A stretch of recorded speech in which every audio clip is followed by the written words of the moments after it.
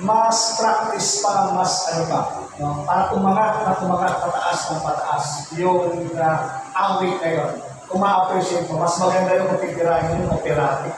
Yung talagang but anyway, kumbaga, tawag ito, ang mahalaga po sa atin dito, no, kahit pa yung kanta ay hindi masyadong maunawaan, basta mahalaga ma-invite natin yung presence ng Lord. Amen.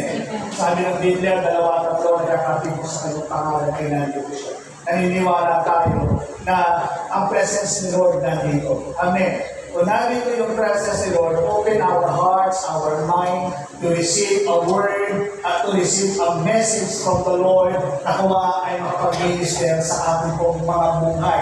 Na siyang babago ng ating pong mga buhay. Babago ng ating pong mga pananaw. Hindi ka lang nakaupo, kapatid. Meron kang mahalagang misyon na gagawin sa buhay.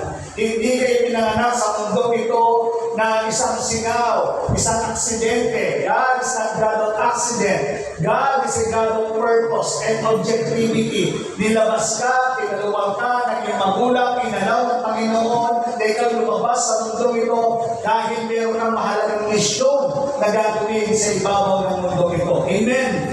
Hindi ka lamang palamuti sa mundo ito. Hindi ka lamang tagadagdag ng dami ng mundo ito, kundi merong mahalagang misyon na tinuturo sa iyo ang Panginoon. Kaya kung bakit ka ngayon narito, hindi lamang ito ay para makinig, kundi narito ka para malaman mo kung ano ang dahilan kung bakit ka nabubuhay, kung bakit ka nandyan ngayong umaga. Amen po ba yun? Amen. Amen. Sabi ko nga, God is not accident. Talagang all things work together for good. Nagawa po ako ng teaching ng medyo kasi pagdating sa amin ko, napakahilig. Kahit yung concentration ng utak ko, natatalo siya ng init, mahina ho umihina ho yung aking katawan. Ang sobrang init doon sa tawag nito, doon sa bahay namin, hindi ako makapag-concentrate. Kaya madalas, gumagawa ko teaching ng gabi, medyo malamig-lamig. 2 electric fan na nakatutok po sa akin. Para lang yung katawan ko ay hindi mairita sa sobrang init. Ngayon, habang i-edit ko sana yung aking gagawin, ako po nakaproblema yung aking laptop, yung aking PowerPoint. Hindi ma-edit kasi alam niyo, sabi ko nga, kailangan talaga ng mentor eh. No, kailangan, tanong ako ng tanong para maintindihan ko. Kasi may lumabas doon sa ano ko, ayaw umalis. No? Kumbaga nagpapa-upgrade. So, ginawa ko naman, pinindot ko, upgrade. Ako po, nagsimula na nawala. So, all things work together for good. Why? Kasi natuto kong gumawa kay Canva. No? Si Canva, sabi nila, ito yung uso na yun, yung Canva, hindi na yung PowerPoint. Si Canva na, mas madali, mas maganda mga presentation. Inilalabas nila, sabi nila gano'n. So, namwesa akong gamitin. Nagpatulong ako kay Nini. Kaya nangyari ko, sabi ko, tulungan mo ako, paano ito, ganyan. Mga basic po. Natapos ako ng alas 3 ng galing araw. Kasi nahihirapan nga ako na ayusin. Pero salamat kay Lord. Mga basic po yun. At least, napwesa sa siguro ni Lord. Ayaw mo mag-aral. O sige, pwesahin kita. O, ayan. Natututuloy. Nakadalawa ako sa kanta at isang teaching. No? Hindi lang siya gumagalaw. Kasi kailangan daw i-download eh. Hindi ko maalam paano pagagalawin yun. Pero kagabi gumagalaw siya. Naaliw ako. Habang gumagalaw, ganda nga. So, na-appreciate ko kung bakit po inalaw ng Panginoon yun sa isang banda ka napupustrate, nahihirapan ka, pero no pain, no gain. Amen ba yun? No pain, no gain. Kahit umabot ako ng ganung oras, at least may natutunan ako. At least meron na iba pang pagkakabalahan pa paano gumawa ng mga bagay. Mas lalo pang mapaganda yung presentation na gusto kong ilabas para sa inyo. Amen?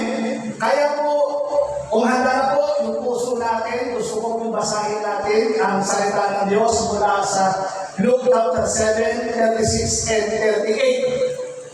Yan po yung ating paghuhugutan na ating pong pag-aaral ngayon pong umaga. Sabi sa Lucas chapter 36 verse 38, 38, sabi niya dito, 36, inanyayahan si Jesus ng isa sa mga Pariseo upang makasalo niya. Pumunta naman siya sa bahay nito at dumulog sa hapag. 37, sa bayang iyon, may isang babaeng makasalanan na balitaan niyang kumakain si Jesus sa bahay ng Pariseo. Kaya, nagdala siya ng pabangong nasa sisidlang alabastro. 38. Lumapit siya sa likuran ni Jesus sa gawing paanan, umiyak na binasa niya ang kanyang mga luha, ang mga paa ni Jesus. Pinunasan niya ang kanyang sariling buhok, hinalikan, binuhusan ng pabango ang mga paa nito. Purihin mo ang Panginoon sa pagkakabasa ng kanyang buhay at pananasalita ng Panginoon. Ang kwento po ito ay ang Panginoon ay pupunta doon sa bahay ng Pariseo. No? Meron po yung lesson.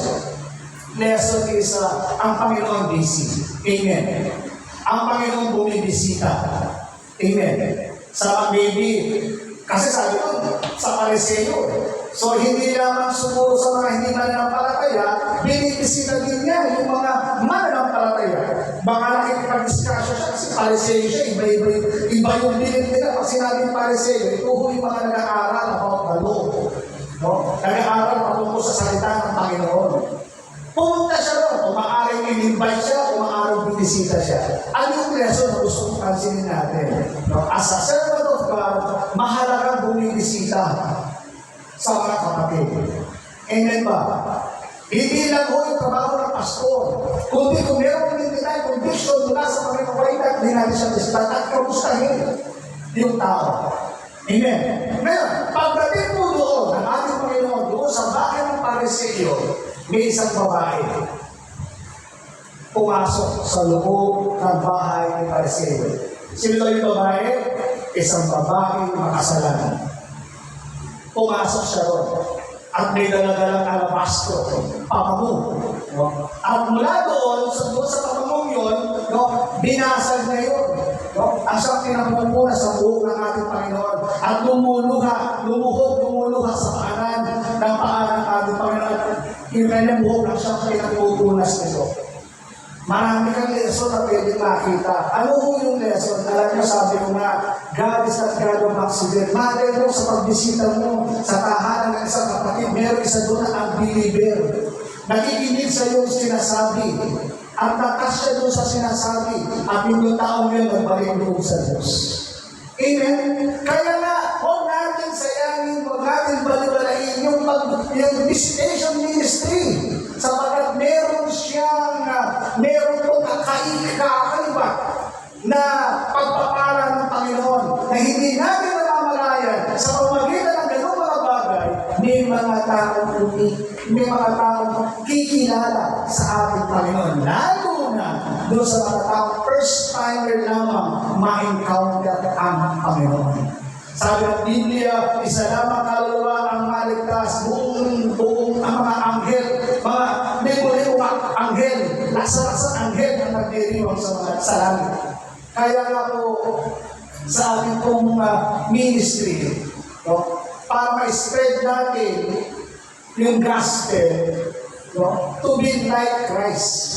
Ayan ba kayo? Amen. Ano ba yung ministry ni Jesus? Hindi lamang siya nag-preach. Hindi lamang siya nagpapagaling. No? Nandun din siya. Meron din siyang visitation ministry. Makikita niyo, mababasa niyo, ang dami po yan. Meron din siyang counseling. Meron siyang pakikipagdebate. No? Yung life ni Jesus, walang pinagkaiba yan sa buhay natin. Ngayon, gusto ko tutukan doon sa babae. Doon sa babaeng makasalanan. So, marami nagsasabi na mga Bible scholars, even ang mga footnotes ng Bible, alam yung footnotes, sa Bible po kasi, meron po tinatawag na footnotes sa English. Nakakagitna yan gano'n, yung mga verses, ganyan yan. Tapos, meron din siya sa ilalim dito. Mga footnotes po tawag nila doon. Itong babae nito, according sa mga Bible school, according sa mga footnotes na nilalabas nila, ang sabi po nila, siya daw po si Mary. Si Mary Magdalene. na kung saan ay pumunta sa bahay ni Pariseo at tatagpuin ang Panginoon sa lugar na iyon. So ang pag-uusapan po natin ay si Mary Magdalene. Walang pinagkaiba yan sa buhay mo, sa buhay ko, sa buhay natin lahat. Maaaring iba nga rin yung ginagawa niya, pero iisa ang pinaka-sentro kung bakit ang kanyang buhay ay nasira at nawasi. Kaya this morning, gusto ko pag-usapan, pag-aralan natin may umaga ang buhay ni Mary Magdalene at binigyan ko ng title, From Messy to Message. Mula sa magulong buhay, tungo sa magandang mensahe ng kanyang buhay. Nandiyan ba kayo? Amen. Tayong lahat ay may kanya-kanyang messy. Amen ba yun? Ang kwento ng iyong buhay ay magkakaroon ng kwenta kapag ang buhay natin isinurrender natin kay Lord. Amen. Amen.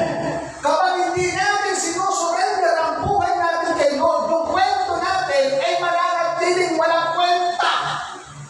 Pero kapag ang buhay natin isinurrender natin kay Jesus, ang buhay natin ay magkakaroon ng kwento. Yung kwento natin magkakaroon ng kwenta. Yung buhay natin. At kapag tinanggap natin ang Panginoon sa ating mga buhay, ang buhay na yan, magsisimula na ang Panginoon sa iyong buhay. Ang kwento ng pagkakapang mo sa iyong pananampalataya ay hindi kwento ng iyong buhay, kundi kwento na ito ng ating Panginoon. Nandiyan ba kayo? So, once that you receive Jesus as Lord and personal Savior sa iyong buhay, hindi na kwento ang makikita nila sa iyo. Ang makikita nila yung kwento ng Panginoon kung ano ang ginagawa ng Diyos sa ating pong mga buhay. Amen. Kaya sabi ni Apostol Pablo, Galatians chapter 2, verse 20, sabi diyan, si Pablo mismo nagsasalita, sabi niya, kaya hindi na ako ang nabubuhay ngayon. Sino na nabubuhay ni Pablo? Sino raw? Si Kristo na ang nabubuhay sa akin. Amen ba yun? Amen. Kaya kung ikaw man ay nabubuhay ngayon, hindi na ikaw yan, kundi si Kristo na ang nabubuhay sa atin. Kaya napakahalaga na ma-identify natin ang ating mga sarili that we are Christ's servant. Amen. Na dapat maintindihan natin sa ating mga sarili na ang buhay na ito ay hindi ko na buhay, kundi ang buhay na ito ay buhay na ng ating Panginoon. Ang kwento ng buhay ko ito ay hindi kwento na ng buhay ko, kundi kwento na ito ng buhay ng Panginoon kung paano gumagawa ang Diyos sa ating pong mga buhay. Amen. Kaya madalas sinasabi natin na kung saan madalas natin marinig yung mga teaching na to become like Christ. Bakit? Kasi nga, pinapakita natin yung buhay nito hindi na ikaw, kundi si Kristo na. Amen. Ngayon, bago tayo kumilala sa Panginoon, meron tayong magulong buhay. Alam natin yung lahat, kanya-kanya. May kanya-kanya tayong kwento. Kaya nga po, yung buhay natin, yung ating message, ito yung magulong buhay. No? Na kung saan, sabi nga dyan sa illustration dyan eh. Ay, illustration dyan. Ang kasalanan daw para credit card. No? Pay now. Ano daw? Enjoy now. Pay later. Tama ba? Subukan mo mga babae ng mga babae. Pumapot ka ng mga babae kung sino-sino babae. Masarap eh. Kubarin natin ang mga maskara natin, mga kalalakihan. Masarap. Dahil mga babae ka, iba-ibang mga putahe ng mga babae. Tayo ka namang, sige, makipagtali ka. Nag-enjoy ka dun eh. Pero mapapansin mo, no? Darating ang panahon, magkakasakit ka. Diba? Syphilis, tulo, HIV, no? Ang pinakamalala yung AIDS. Ang daming mga testimony, at mas marami ngayong panahon na to, yung may sakit na AIDS. Kaya kung meron ka binabalak na pumato, sabi ng isang psychologist, kahit pa virgin pa yung babae, kahit pa malinis yung babae, kapag meron ng spirit of womanizer, sabi niya ngayon, whether you like it or not, tatamaan kang tatamaan ito. Kasi yung identity mo, kunti-kunti nawawala. At magkakasakit ka nito. Kaya, mas ini-enjoy mo yun eh. Kaya nga, enjoy now, pay later. Sa pagkain natin lang natin eh. No, yung pagkain na, subukan natin ako. Nung maliliit kami, dahil yung tatay ko mahilig sa tapi. Alam mo yung tapi? Tapi ng baka ba o baboy? Baboy, yung tapi. Maano eh. Ate Chay, yung pakukulo, ewan ko nung naintindihan mo ko. Yung tapi, ilalagay mo sa kawali, lalabas yung mantika. At yun ang paliging pang-ano namin. Yun ang pangsasarap, pagluluto, lahat gagamitin yung mantika. Pero yung pinakatapi, parang si Charles din eh. Yun naman ang magiging ulam namin. Nasanay kami doon. Yun ang klase ng buhay na meron kami. Kaya nga yung ulam namin, altanghap. Alam niyo yung altanghap? Almusal, tanghalian, ano pa? Hapunan, altanghap. No? Puro mantika, kaya yung ako ko, puro mantika. Kaya nasanay ako kumakain kapag sa mga mamang namin. Ako, bigyan mo mataba, yung umagagal. Ayun. Sa haba, masarap, eto na lang yung kondisyon ng puso. Yung parang. Nakuha nyo, enjoy now. Amen. Kaya, mga basic lang to. Pero, katulad ng babae nito, sabi ng verse 37, pansinin nyo, sa verse 7, binasa natin ngayon sa Luke chapter 7, sa bayan niyon, may isang babaeng makasalanan. So, nire-refer nito, ako sa mga Bible scholars, some Bible scholars, ako sa nire-refer nito, itong babae nito, sabi na si Mary Magdalene. May mga nagsasabi si prostitute. Bakit siya napunta ron? Sa pag-ganon ang klase ng trabaho. Gusto kong pansinin, ang babae ito ay makasalanan. Kung bakit napariwara ang kanyang buhay dahil doon sa kasalanan na gumagalaw sa kanyang buhay. Nandyan ba kayo? Kaya maraming mga tao, gusto man nilang gumawa ng mabuti, gusto nilang magpakabuti, maging mabait, hindi nila magawa. Dahil may kasalanan na ipananak sa kanilang puso na kung saan na mas nangingibabaw yung paggawa ng masama rather than sa mabuti. Kaya may sinasabi sa Apostol Pablo, gusto kong bumait pero di ko magawa. Gusto kong bumait pero di ko magawa. Rekidam yun. Bakit? Kasi na yung kasalanan na bumutaw sa kanya, mas nangingibabaw yung kasalanan. Pasinin po ninyo. Diba, kapag tinatawag ka nung laman na to, no? Yung laman na to, gagawa ng bagay na hindi maganda. Kaya yung buhay natin, lalo siyang napapalayo doon sa kalooban ng Panginoon.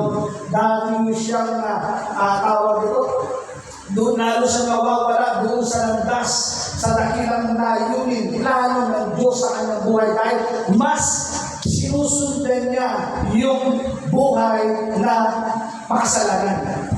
Pasinin po ninyo, kapag tayo namumuhay sa kasalanan, pasinin po ninyo, successful personal na buhay. Diba? Para ang layo ng Diyos, para bakang walang Diyos. At pasinin po ninyo, kapag tayo pinamumuhay sa kasalanan, di ba nakapariwara ang buhay? Mas lalo tayong nawawala ng direksyon. Nakala natin tama yung direksyon, pero hindi mo pala alam sa dulo nito. Kamatayan. Ang dulo pala nito, kapahamakan. Dahil namumuhay tayo sa kasalanan. Yan po ang buhay ni Mary Magdalene at yan din po ang buhay na meron po tayo. Kaya pasinin po yung gawa ng kasalanan. Sabi po ng Bible, pasinin nyo. Ang masasama ninyong gawa, sabi ng Isaiah 59 verse 2, ang masasama ninyong gawa ang dahilan ng pagkawalay ninyo sa Diyos. At pasinin nyo, masasamang gawa. Alam natin yan. Alam natin yan. Kung ano yung mga masasamang gawa. Kung bakit nawalay ang Diyos. Hindi tayo sinasamahan ng ng Diyos, puro na lamang problema, pagsubok, no? Pait ng buhay. Bakit? Kasi may ginagawa tayo hindi tama. Ang sabi ka, masasama ang inyong gawa. Ano kaya yan? Kayo po ang nakakaalam. Kung ako po ay unbeliever pa, hindi pa ako mananampalataya. Ano itong masasamang gawa na ito? Yung pangungupit. Masasamang gawa yan, di ba? Amen. Pagmumura. Masasamang gawa yan. Pagsisinungaling. Masasamang gawa. Pambababae. Bisyo. Alak. Sugal. Masasamang gawa yan. Pangluloko sa kapwa. No? Masasamang gawa po yan. Kaya kung bakit yung kasalanan na yan, kahit lumalapit ka sa Diyos, parang hindi na babago ang buhay na meron tayo. Bakit? Kasi nga, dahil sa masasamang gawa na yan, kaya kung tayo ay tawag ito, ay lalong napapariwara at lalong napapalayo sa Diyos. Dahil sa sin na meron din tayo. Kaya kung hindi mo ma-encounter ang Panginoon, kapatid, tingnan mo ang puso. Baka naman namumuhay pa tayo sa ganito klase ng pamumuhay. Kung bakit ang Diyos ay mamalayo sa atin. Kung bakit ang Diyos ay hindi tayo nalililig sa mga panalangin tayo. Baka namumuhay pa tayo dyan. Hindi tayo nalililig ng Diyos. Baka namumuhay pa tayo. Pero ang babae ito, nakita ng Panginoon kung papaano siya nagsisi sa kanyang mga kasalanan. Sabi po ng Biblia, Verse 28, yung Luke chapter 7 kanina. Nakita ni Jesus ang totoong pagsisisi. Pansinin nyo, lumapit siya, kung babaeng makasalanan, lumapit siya sa likuran ni Jesus sa gawing paanan. Umiyak na binasa niya ang kanyang mga luha, ang mga paa ni Jesus. Pinunasan niya ng kanyang sariling buhok, hinalikan at binuhusan ng pabango ang mga paa nito. Kumbaga, tawag ito, yung alabasta na sinasabi ng Biblia, kung babasahin natin yan, dire-diretso, yung kamuan ng kanyang kwento, yung pabango na yan, sabi niya, sweldo yan ng 1 taon. Ganun kamahal yung perfume na yan.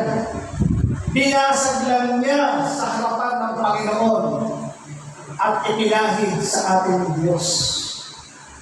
Tanong, kaya mo bang isurrender ang mga bagay na meron sa iyo? Yung pinakamamahal na bagay na para sa lubiro mo, isang taon niyang sweldo, binili yung gamit na yun, at nung binili, binasag lang sa harapan ng Diyos, at in-offer, inanay, ipinahid sa buhok ng ating Panginoon. Ano yung pwede mong isurrender? Ibigay sa ating Panginoon. Ano yung kaya basagin? Tandaan natin, alam ko, sabi ko nga, hindi ko garantiyan na tayo umiiyak sa harapan ng Diyos. Kailangan talagang total repentance, total na pagsunod. Yung iba umiiyak, after umiiyak, bumabalik ulit. Ang repentance, ang sinabi yung repentance, totally pagtalikod. Kaya yung repentance ko, hindi lang yung sa pag-iyak eh. No? Yung repentance ay kailangan decision kayo, hindi ko na gagawin ito. At di na akong babalik pagbuo sa kasalanan ito. Na kung saan ako nalumbo, kung saan ako nasira, kung saan ako nawasa, hindi na ako babalik dito. Dahil dito ako bumagsak. Sa atin ho, ano yung pwede natin ibigay? Kay Lord, ano yung pwede natin basagin? Na Lord, eto na, gusto ko ng talikuran, babasagin ko na to. Gusto ko ng talikuran, ang mali kong pamumuhay, babasagin ko na to. Lord, ibinibigay ko sa iyo. Amen ba? Amen ba? Pinabasa mo ba ang puso mo sa Diyos? Anong sin ka nag-Israel? Bakit hindi mo ipabasa yan sa Diyos at i-offer sa Diyos? Amen. Ano lahat, may kanya-kanyang kahinaan, may kanya-kanya tayong tinatawag na dark sin na nag-i-struggle tayo. Kapatid ko in faith. Katulad ng babae nito, Binasa niya yun at tinoffer niya. Bakit hindi mo i-offer yan kay Lord? Tanong, pinatawag ba ng Diyos ang babae ito doon sa kanyang ginawa? Pinatawag ba? Yes. Sabi po ng Luke chapter 8. Oh, sorry.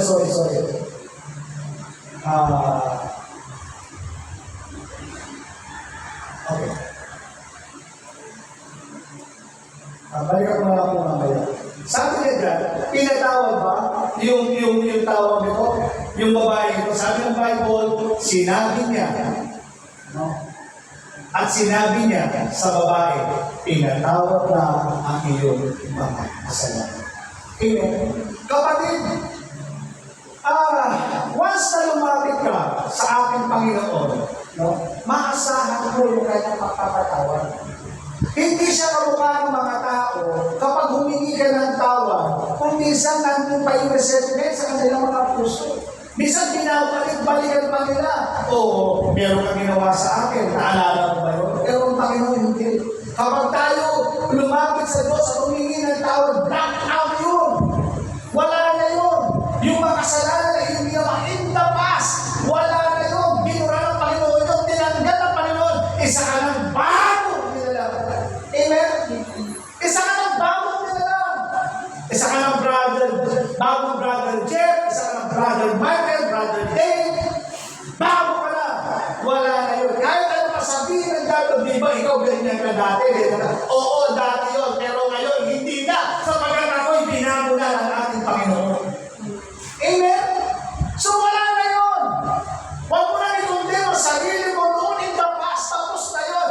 Meron ka ng bagong pagkatao sapagkat tinatawag ka ng Diyos sa lahat ng ating mga kasalanan. Kaya kapag tayo nag-umpisal sa Diyos, maasahan natin ang kanyang pagpapatawad. Ano sabi ng 1 John 1:9, kung ipapahayag mo ang iyong kasalanan, siya'y banal at tapat, tayo kanyang patatawarin at lilinisin sa lahat ng ating mga kasalanan. Amen. 2 words. 1, pinatawad, nilinis. Sarap mo. Pag sinabing nilinis, wala na yung dumi. Wala na yung past. Pinatawad na yan eh. Halimbawa, tulad ng nakulong. Yung nakulong, dahil sa kanyang kasalanan, nakulong siya. Pinatawad na, pinalaya. Mahirap siya magtrabaho kasi meron siyang record doon sa munisipyo. Anong record niya? Ex-convict. Halimbawa, ang kaso niya pagnanakaw, o rape, o pagpatay. Meron siyang kaso, magkukuha siya ng police clearance, kukuha siya ng NBI. Hindi daw yung kaso na yun. Ibig sabihin, meron siyang record. Ngayon, ang totally pinatawad, ang totally nilinis, ang gagawin ng Panginoon, yung record na yun, pupunuin niya. Kahit ano bang tingnan mo doon sa record ng kasalanan na yun, wala silang makikita. Bakit? Kasi pinanggal na yung record na yun. At magtrabaho ka, mag-apply ka, wala kang edited record. Palapakan nga natin ang Panginoon. Hallelujah! Wala kang ginawang kasalanan. Ikaw ay malinis na. Ikaw ay bagong nilalang na. Huwag mo nang i-contempt pa ang iyong sarili sapagkat wala ka ng record na kasalanan sa harapan ng Diyos. Kapag ikaw ay lumapit at humingi ng tawad sa ating pong Panginoong Jesus. Nandiyan ba kayo? Praise God. Kaya, China people of God, you are princesses and prince of God. Bakit? Kasi anak tayo ng Diyos. Amen. Anak tayo ng Diyos na kailangan tumakan tayo na may dignidad. Tulad ng ating binasa, hindi na ikaw yung mamumuhay na si Jesus ka. Kaya kung binabato ka man, binabato ka ng mga masasamang salita, hindi na ikaw yan. Si Jesus na yan. Amen. Sabi ng Matthew chapter 11, kung minaalimura kayo ng ibang mga tao, hindi na kayo ang inaalimura, kundi ako na. Kabasa niyo? Matthew chapter 11. Kung inaalimura kayo ng ibang mga tao, hindi na kayo ang inaalimura, kundi ako na. Sino inaalimura? Ang Panginoon. Kaya na, piniprosecute nila, kundi si Jesus. O, bonag yun, bonag yun, makanya. Atin mo lang. No? Basta gawin mo lang kung ano ang nakakalugod sa harapan ng Diyos. Hindi tayo perfecto. Pero pinipilit natin lumakad ayon lubog sa kalooban ng Panginoon. Pag tayo medyo nagkakamali, may hinatawad sa Diyos, balik-balik. Amen. Hindi yung humingi ka ng kasalanan, ay makakagawa ka ng kasalanan, paulit-ulit ng kasalanan. Ay, total, nandito na rin ako. Parang hindi na ako magbabago. O sige, lalo na akong lalo na sisirain ng aking buhay pa. Ako dati, ganyan ang katwiran ko eh. Yung total, nandito na ako eh. Nasa putik na ako eh. Sige na, magpapakaputik na rin talaga ako. Ano na eh. Hindi ako narinig ng Diyos eh. Akala ko, babaguhin ako ba? Kasi sinungalingan ko yan ang chapter. Tandaan natin, ang gusto kay mabuti ang mabait. Kapagmahal. Napakalawak na kanyang pag-unawa. Alam niya, bilang tao tayo makasalanan. Alam niya yun. Kaya, always lagi ang kanyang kamay laging bukas. Halika. Lumapit kayo sa akin. Pinapalapit tayo. Kaya huwag kang mahirap lumapit sa Diyos. Hindi lang tao. Sa harapan niya, ang Diyos po natin ay makakapit. Katulad ng babae ito, na kung saan yung magulong buhay niya, inayos ng Panginoon. Amen? Sabi lang, ang pagtugon ni Jesus mula sa gapos patungo sa kalayaan. Tayo lahat na namumuhay sa kasalanan. Tayong lahat na namumuhay doon sa dating kasalanan. Meron palang espiritu na bumabalo sa ating buong pagkatao na hindi natin namamalayan. Ang tawag doon isa sa mga demon na kung saan ang mga demon walang spirit, walang laman yan. Para ma-express nila yung kanilang sarili, halimbawa, demon of vices, sugal, alak, sigarilyo, addiction, ano bang yan? Demon yan. Pero mo, one-third of fallen angel kasama ni Satan. At lahat na niya, sabi ng Biblia, lahat na niya nandoon sa spiritual care. Ngayon, mga spirit beings sila. To express yung kanilang mga ugali, itong mga demon na to, para ma-express nila yung kanilang sarili, papasok sila sa loob ng katawan ng tao. Andiyan ba kayo? Papasok sila. Kaya mapapansin mo, merong isang attitude sa ating mga buhay na minsan ayaw na natin, hindi natin mabitaw-bitaw kasi na merong demon inside sa loob na siya kumokontrol sa iyo. Kahit gusto mo nang baguhin ang buhay mo, hindi mo magawa dahil kontrol ka ng demon na ito. Maybe yan nung ikaw ay bata pa, maybe yan nung natawag ito, nung nawala ka pa sa Panginoon, may nag-enjoy ka sa ganun mga tatay. Demon of addiction. Nandun yun. Or minsan naman, mayroon kang tinatawag na spirit of rebellion. Minsan nasa lupa lang, kaya yung mga bata, minsan matigas sa puno, ayaw makinig. Bakit? Dahil nasa lupa lamang na sa natutunan ng magulang, sinusukaan yung bata. Bakit? Kasi ayaw pang magbuntis. Hindi pa maayos yung kanyang karir. Kaya gagawin niya, susukain niya yung bata sa loob. Kaya bata pa lang, naglalabas na sila ng curse. Kaya yung bata, paglaki, iba ugali. Mga demon nga na kung saan pumapasok sa loob ng katawan para express nila ang kanilang mga sarili. Pansinin yung huli ko, para maintindihan nyo. Itong mga demon, naalala niyo po yung kwento doon sa Bible na demon of Gadara. Alam niyo po yun? Yung demon of Gadara. Yung sinasabi ng Panginoon, ilan kayo? Sabi ng demon, Legion. Nabasa niya yan. Legion. Sabi niya, ilan kayo? Legion. Dahil kami ay marami. Ang sinabing Legion, ang sabi po ng mga military nasa 2,000 to 5,000. Tama po ba ako? 10,000. Kasi ano po yan eh, naging si 80 kumagat po yan si Pastor eh. Kaya alam niya yung word na yun, yung video. Marami siya hawak. Kaya may name is Lindon, sapagkat kami, marami. Nakita niyo? Lindon, sapagkat kami, marami. So, ang dami. Kaya, marami. Kaya sabi ng mga demon sa kanila, nasa na katawan, naalala niyo? Tinatalian siya, sabi ng mga Bible, tinatanggap, ay tinatanggap, ganun kalakas. Nakakita na kayo ng demon possess. Nakakita na kayo, no? Biro mo, ang dami umahawak, pero kaya yung balabang yung mga tao. Ganun siya kalakas eh. Ngayon, ay di na to. Nakahilan po. Ganun siya kalakas. Ngayon, gusto ko kasi dito. Nasa loob, sabi niya, dito, sapagkat kami marami. Saan siya nakatira? Bahay nandito, no? Sa kamay, sa paa, sa ari, sa loob ng katawan, etc. Ang dami niyan. Ngayon, sabi ng mga demon, huwag mo kaming paalisin. Kasi ninyo, huwag mo kaming paalisin sa katawan ito. At hindi nagmamakawa sila. Kung paalisin mo kami, anong sabi?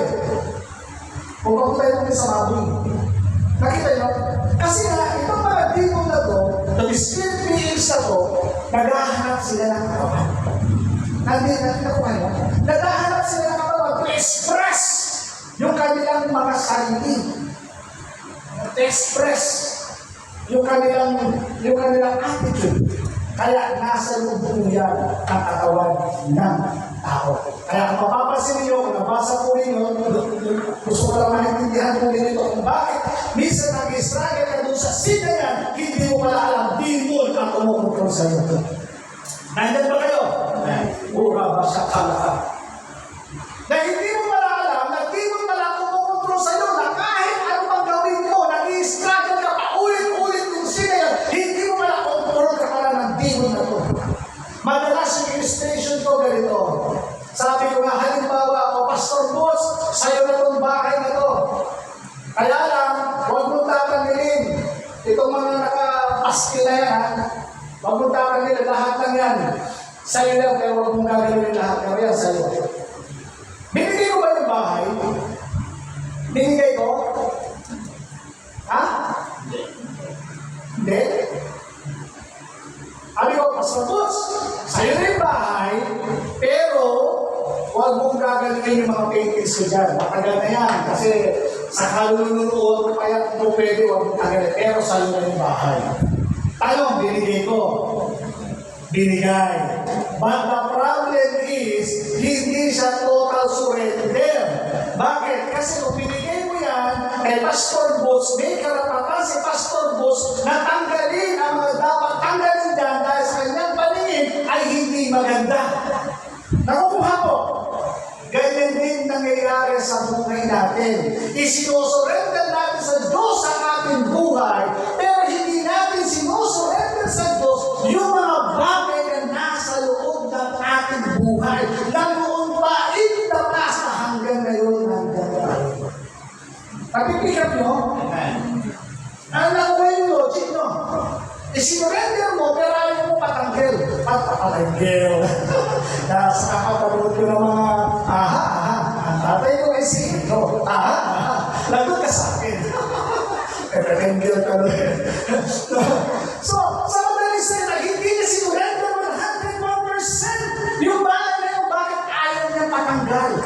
Dito nga siya nahihirapan si Pastor. Masakit sa mata niya yan eh. Ganun din sa Panginoon. Isinurrender mo yung buhay, dapat kasama mo kung ano dapat na gawin sa bahay na bahala siya sapagkat siya na ang bagong may-ari ng bahay na yun. Napipika. Ganun din sa buhay natin. No? Kapag isinurrender natin sa Diyos ang ating buhay, dapat lahat ng nandito sa loob na meron tayo, ibinibigay, isusuko natin sa Diyos upang tuluyan tayo makawala sa kamay ng Diablo sa Satanas. Amen. Ang problema, hindi natin na isusuko yun. Kaya sabi ng Bible, aalis. Nabasa niyo yun? Aalis yung demon. Pagkatapos, babalik kapag walang nakitang laman, sabi ng Bible, nabasa ng Bible, pag umalis, magsasama pa siya ng mas masama kaysa sa kanya. Kaya yung tao, nagiging worse, nagiging mas malala, nagiging addict. Dahil yung espiritu umalis na yun, magsasama pa siya ng 7. Sino mo yun? Ang balik na ngayon, mas malala siya. Nakuha ko, tanong, bakit siya bumalik? Umalis na nga eh, pinalayas mo na nga. Eh bakit siya bumalik? Kasi, walang laman. Walang laman. Ano dapat lagyan mo ng laman? Bantayan mo yan. Diba? Bantayan mo.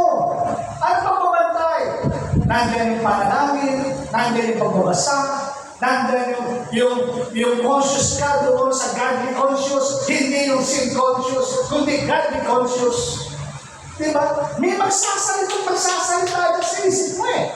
May magsasalita yan sa kalooban mo. Yun ang pinabantayan mo. At pansinin po natin ito, tumatagal man ako, gusto ko lang itong idiin.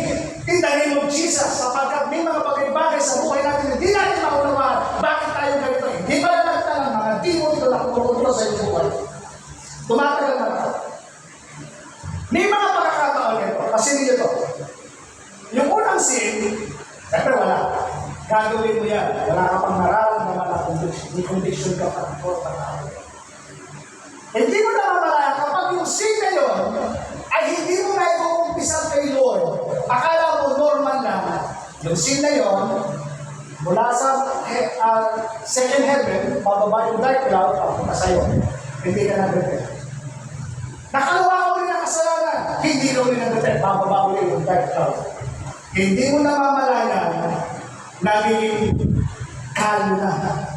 Wala ka nang nararamdaman any conviction dahil sanay ka na doon sa sin. Nakukuhay na? To illustrate, naalala niyo yung kwento ni Samson? No? Si Samson ay tawag nito, nahulog siya dahil sa babae. Nahulog siya. Kung papasinin yung kwento, paulit-ulit, inaalok siya ng babae. Sige na! Ano ba yung, saan ba nagkagaling yung lakas mo? Paulit-ulit sabi ng Bible, araw-araw, inuulki ni Delilah ang saan nanggagaling ang kanyang lakas. Kung nabasa niyo yun, araw-araw. Ganun tayo inuulit yung sin na yan. Nandiyan ba kayo? Araw-araw tayong inuulit. Gawin mo na. Araw-araw. Pero dahil akala niya malakas pa siya, no? Hanggang so totally bumigay si Samson. Meron kang mapapansin mula doon sa kanyang kwento, sa kauli-hulihan ng kwento, ang sabi ko ng Biblia, and the Spirit of the Lord depart from him. Nakwento. And the Spirit of the Lord depart from him. Bakit? Kasi hindi nagbantay itong si Samson na kung saan na nilalansin na siya, nilalaro na siya ng diablo, sa kanyang mga kamay, hindi niya napapansin, nag-i-enjoy siya sa sinayan, hindi niya namalayan yung anointing, yung Spirit ng Panginoon, wala na. People of God, especially for the leaders, the workers of the Lord, don't pray that anointing of God. Don't pray that anointing. Anointing is good, but anointing will destroy you. Kapag po ini-enjoy natin ang mga tao, sisirain na ito. Kaya nga don't pray para di siya masaya. Ngayon, itong babae ito, babalik ako yung kanina, sabi ng Panginoon, babalik ako po, kasi kasira na yung sabi na sa Luke chapter 2, at ilang babae pinagaling niya sa masamang espiritu. At sa kanilang karamdaman, si Maria, na tinatawag na Magdalena, mula sa kanya, 7 demonyo ang pinalayas. Nakuha na? No? So yung parang sin na meron sa kanya, meron palang kalakip na demonyo na naghahari sa kanya. Nung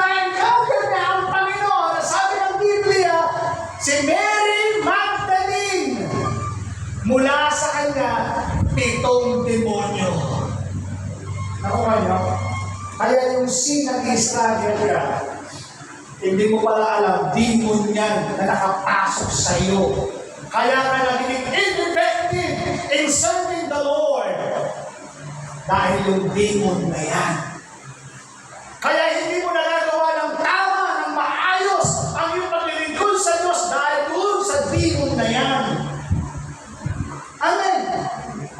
Kaya ka nag-struggle dahil meron kang demon o meron tayong demon inside.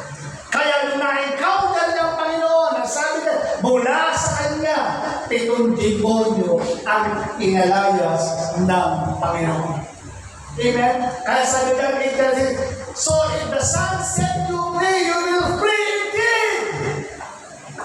Kapag pinalaya ka ng Panginoon, totally dayang-daya.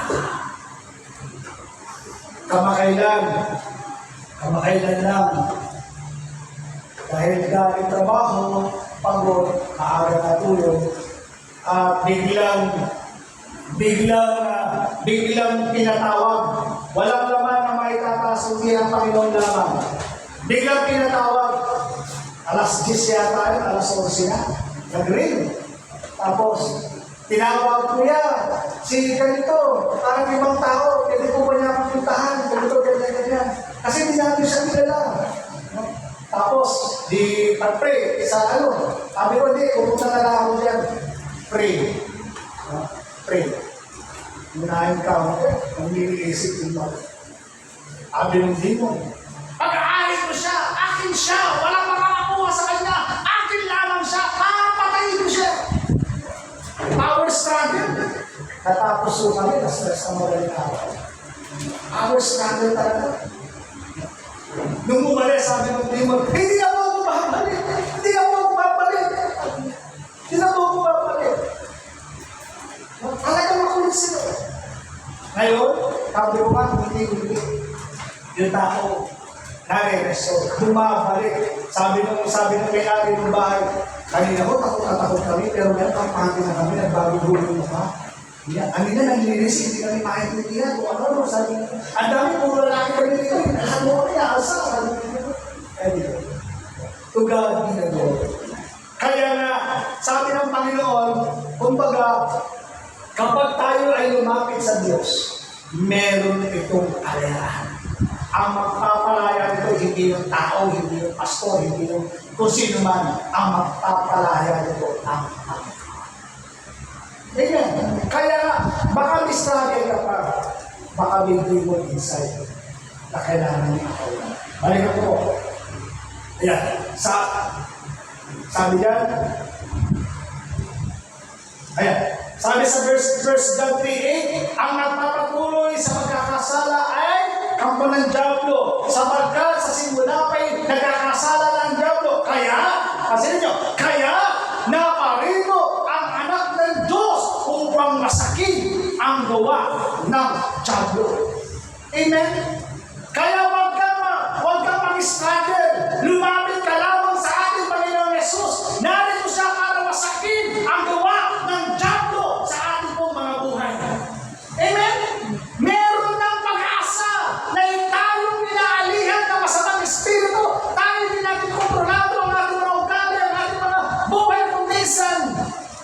Huwag kang magatumiling lumapit sa Kanya. Naparito siya para masakin ang lahat ng gawa ng Diablo. Amen. Kaya yung iba na nagkakaroon ng deliverance, hindi naman lagi nagpawala yan eh.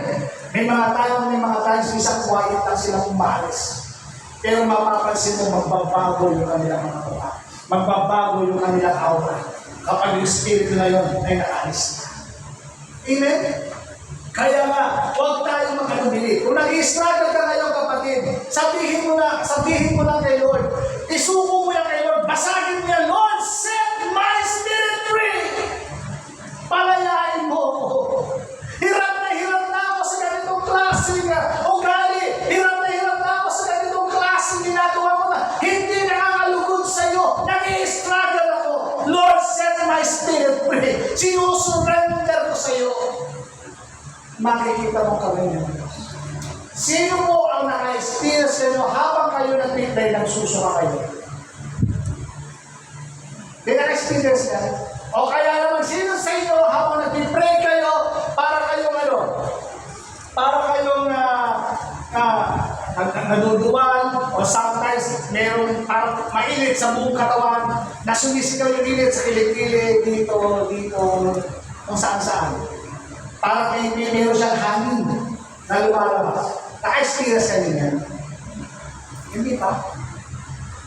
Go deep in the presence of God. Para maintindihan yung aking sinasabi. Go deep in the presence of God. Makikita niya, habang nag-pray kayo, magduduwag kayo. May lalabas dyan sa inyo. Plema siya, pero may ibang klaseng kulay ng plema. Ibig sabihin, yung ugat na yun, naputol, lumabas. Demon of sex, demon of gambling, demon of addiction, etc., etc. May ugat, kailangan putulin, lumabas. At kaya makagawa lamang ito, kundi ang Panginoon. When the Spirit of the Lord is, there is freedom. Go deep in the presence of God para maintindihan nyo yung sinasabi ko sa inyo. Na kayo mismo magkakaroon ng personal deliverance sa buhay po ninyo. Nasabi ng Panginoon, naparito ang anak ng Diyos upang mapasakin ang gawa ng diablo. Amen. Kung naiya kayo kay Pastor Boots, no? Ay gawin yung personal deliverance. Mag-deep ka, mas deep pa. Pumasok ka in the tabernacle of God. Doon sa Holy of Holies, meron kang papalaya doon. Amen. Meron magpapalaya doon, kapatid. Okay. So, nasettle na. Nakawala na. Naayos na. Ano yung gusto ibigay sa inyo ng Panginoon na buhay? Hindi buhay na magulo. Hindi buhay na masirable. Hindi buhay na wasak. Hindi buhay na kung anumang buhay na meron na natin nakikita buhay na. Ang gusto ibigay sa inyo ng Diyos ay ito. John 10:10. The thief comes only in order to steal, to kill, and to destroy. Ito yung purpose ng diablo. Ito yung gawa ng diablo. Ang plan niya, sirain ang iyong buhay, wasakin ang iyong buhay, maging miserable ang iyong buhay. Pero ang plan ng Diyos, sabi niya, I came that they may have enjoy life. Amen. Gusto ko rin natin yung buhay na pinahirap sa iyo.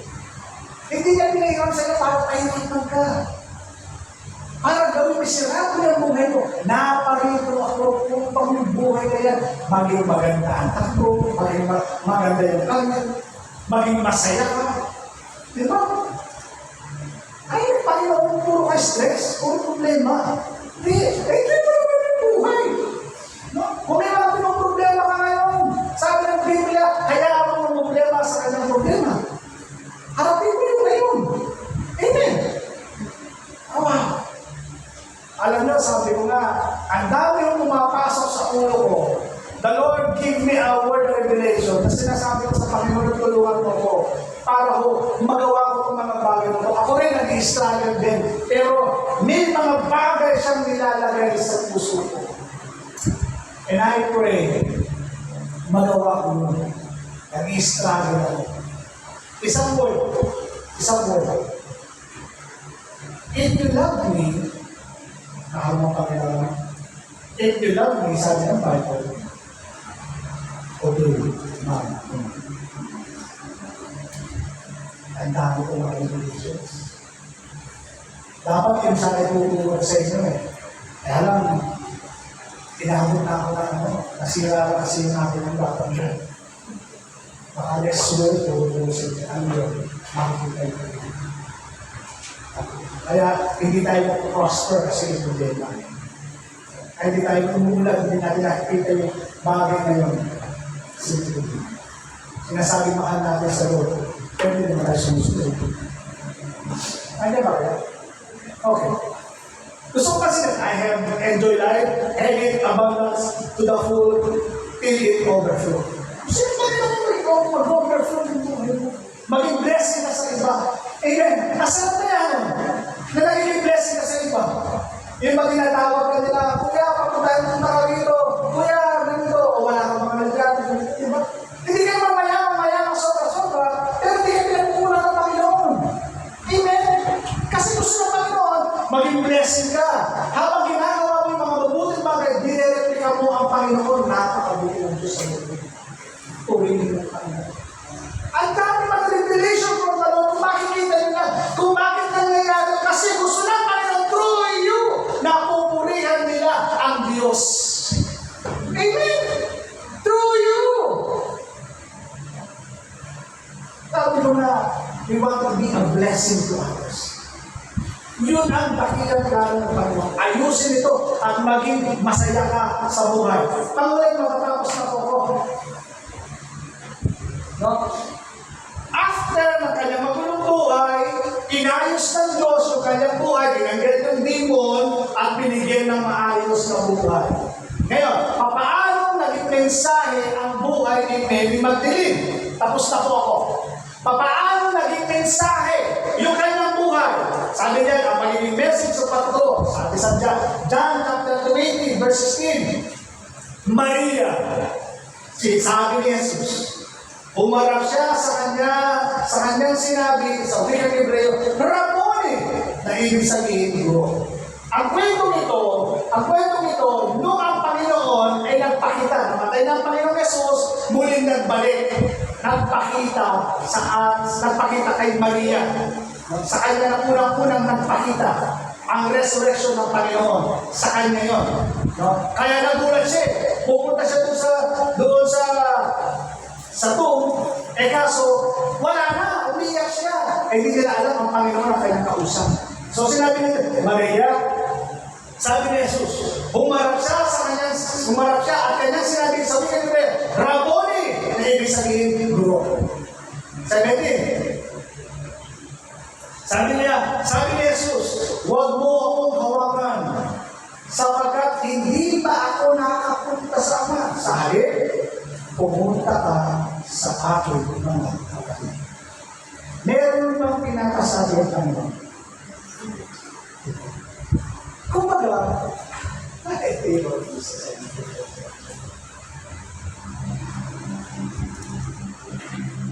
alam nyo, napakasarap. Kapag ikaw yung pinagkakatiwalaan ng Panginoon doon sa kas. Napakasarap na ikaw yung pinagsabihan ng taong hinahangaan mo, ng taong iniigulo mo, ng taong pinapanginoon mo. Inutusan ka. Merong revelation na sinasabi ang Panginoon sa kanya. Nasabi niya, pumunta ka sa akin. Kaya kasi ito ng unang babae ng Evangelista. Nakapala. Pero mo, nakakita ng Diyos na wala, naboragin, naayos yung buhay. Sabi ng Panginoon, Maria, pumunta ka doon. Iiwan ko po yung mensahe nito sa inyo lahat. Sa atin lahat. Hindi naman kayo, pati na ako. Tinuutusan tayo ng Panginoon katulad ng Maria. Dahil sila buhay, inayos ang buhay. Inuutusan tayo ng Panginoon. Ang sabi niya, pupunta ka sa akin. Pinapupunta tayo ng Panginoon. Hindi mo ba niya kapatid in faith? Hindi mo ba niya kapatid sa laman? Lahat tayo. Pwede natin puntahan, hindi lamang natin. Amen. Bilang binako ng Panginoon, upang maging mensahe ang ating mga buhay, ipakita natin paano tayo binako. Ano yung message ni Mary sa mga tao? Yung resurrection.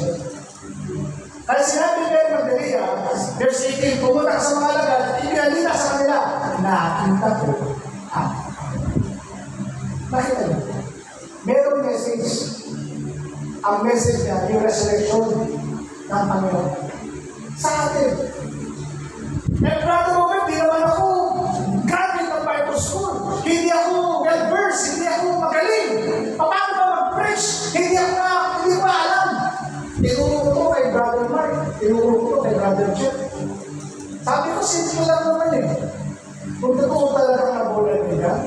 puso. Kuha ka ng isang verse sa Bible. Ano yung verse sa Bible? 2 Corinthians 5:17. Lahat tayo, alam natin na. Ang sino mang nakipag-isa kay Kristo ay sa nagbago nilalang. Wala nang dating pagkatao kundi mga bago. Tayo, naranasan mo ba yan? Opo, sabi ko. Nabago ka ba? Opo, kung tinanggap mo si Jesus. Opo. O yan. I-share mo lang yan. Kung paano ka, yung testimony mo, kung paano ka binago ng Panginoon, i-share niya sa kapitbahay mo, i-share niya sa kaibigan mo, i-share niya sa kapwa-trabaho mo, i-share niya kung saan. Yan mo yung basic kung paano ka binago ng Panginoon. Pumunta ka, sabihin mo, binago ka ng Panginoon. Sabihin mo yung testimony mo kung paano ka binago ng Panginoon. Ano ba yun? Kaya na, kung ang mga tao, sila mo huli ng each one, isa kukuha ng isa, sabi niya, hindi matatapos ang mundo nito, ang entire universe, mabubulan kita. Bakit? Sa isang taon, isa lang eh. Bantayan mo lang, pag-pray mo lang, aalagaan mo lang, sa isang tao. Yun. Ituturo mo siya, discipleship. Papaano? Kaya in closing mga tayo. Paano po tayo magiging Panginoon? Mula sa magulong buhay, naging mensahe ang ating buhay dahil binago tayo. Closing po. Gamitin ang iyong kwento, ang iyong karanasan sa Panginoon, na maaaring magbigay ng asa sa iba. Ang Diyos ay nalubhasa sa paggawa ng magandang bagay mula sa bagay na tila walang pag-asa.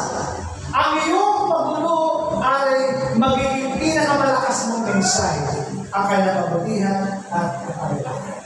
Amen.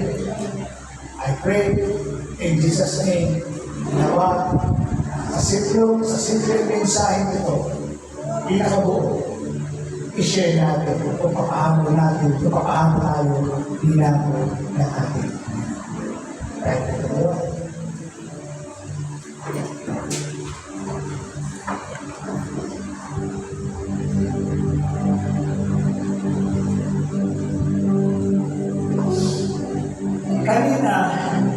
Kanina, ako'y alam ko, may mga ilan sa atin control nito. May mga demon na kontrolado nito. Hindi ba kayo nagsasalita sa akin pero nababasa ko sa inyo mga bata? Hindi kayo makatingin na maayos sa akin. Dahil meron kayo tinatapos sa loob. Ako hindi kayo yung demon yun. Na hindi tawag ito, na hindi siya makatitig dahil talaga ako nakakama yan. Pakakusan na. Kapag hindi ko yan, demon yan nasa loob. Sipahin mo siya kalabas. Sipahin mo siya kalabas. Simulan mong alisin, simulan mong bikasin. Pwede ba lang itaasan natin mga kamay? Ikaw lamang nakakaalam niya. Kahit may uskaw, sigaw mo, bahala ka. Paano mo siya malalabasin sa katawan? Magkaroon ka ng self-deliverance ngayong umaga. Huwag ka papayag ngayong umaga. Na-identify mo na siya eh. Nakita mo na siya, narinig mo na siya. Na siya pala yun ang kumukontrol sa akin. Siya pala yung gumagabala sa akin. Siya pala yung gumagawa sa akin ng hindi maganda. Siya pala yun. Siya pala yun. Kung bakit ako nagiging magaling, kung bakit ako nagiging suklado, mainit ang ulo, etc. Siya pala yun. Siya pala yun. People of God, this time, i-address siya. Sabihin ko sa kanya, umalis ka sa kawan. Hindi kita kailangan, umalis ka sa buhay. Say it now. Say it now. Shaka-ba-ba-ba-ba-ba-ba-ba-ba.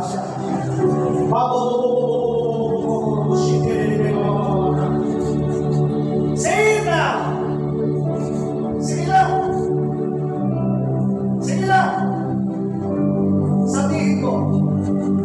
Kung bakit ganito pala yung meron ako nag-struggle ako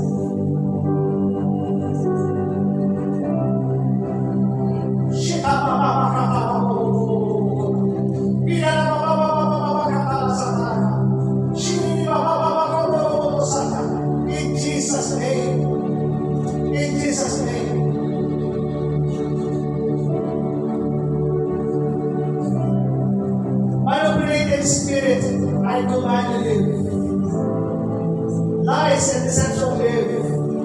Jealousy, live. Envy, live.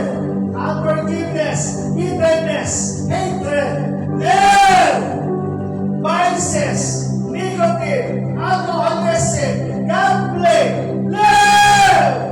Lust, addiction, in Jesus' name, live. In Jesus' name. In the name of Jesus. In the name of Jesus. Yes, pakiramdaman mo ang iyong katawan, kapatid. Pakiramdaman mo ang iyong katawan. The Lord touch you. The Lord heal you. The Lord set you free. May ilan sa inyo na parang namolestya, minumolestya, na-experience ng molestation. In the name of Jesus. In the name of Jesus. Huwag mong i-guilt-trip ang iyong sarili. Huwag mong i-guilt-trip ang iyong sarili. Pinapatawad ka ng Diyos, pinapalaya ka ng Diyos sa anumang pagubot ng iyong nakaraan. Ang mga nakaranas ng sexual harassment. In Jesus' name. In Jesus' name! Pinuputol ko ang kaugnayan mo sa Kanya. In Jesus' name. In Jesus' name. Pinuputol ko ito sa pangalan ni Jesus. Meron dito na parang minolestya. Minolestya. In the name of Jesus. Tinatanggalan kita ng karapatan at hindi ka na muli pagbabalik pa sa kanyang buhay. In Jesus' name.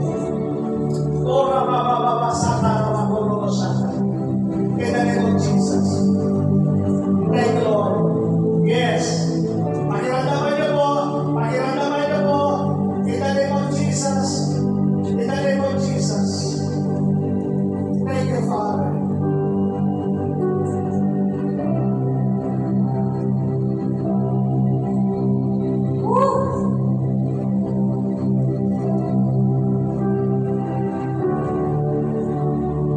God will set you free. God will set you free. God will set you free. Akilin mo yun. Yes, ako'y pinalaya ni Jesus. Ako'y pinalaya ni Jesus. Akilin mo ang pagpapalaya ng Panginoong Jesus ngayong umaga.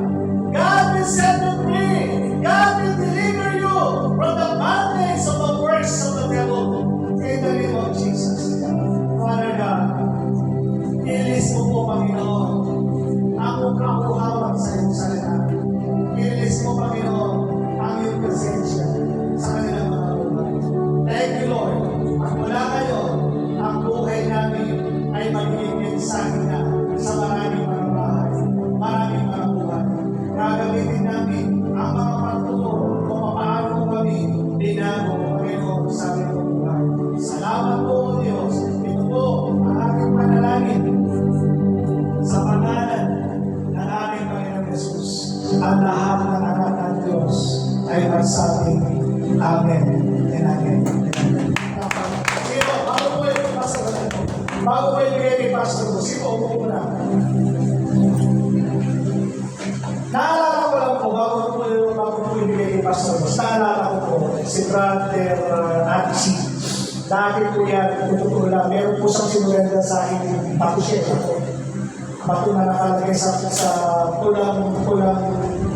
pulang tela, tapos may papel, may pako. No, hindi alam. Tapos sinunod yun. Ang kwento po yung Brother Archie, kapag nagagalit siya, kaya niyang butasin yung dinding. Nung una ko siyang mag-in, para siyang robot. Hindi makapagsalita, lagi tulala, kapag kausap siya, lagi siyang galit. Sabi niya, gusto ko yung suntukin. Kinukwento ni Andrea, sabi ni Andrea, gusto na yung mali, pastor kasi pag nagagalit, iba. Pero buhan mo si Lede na yung bato, ngayon, na binigay sa kanya, at isinurenda ang kanyang buhay, praise God, bilang patunay, ang Panginoon ay nagpapalaya ito.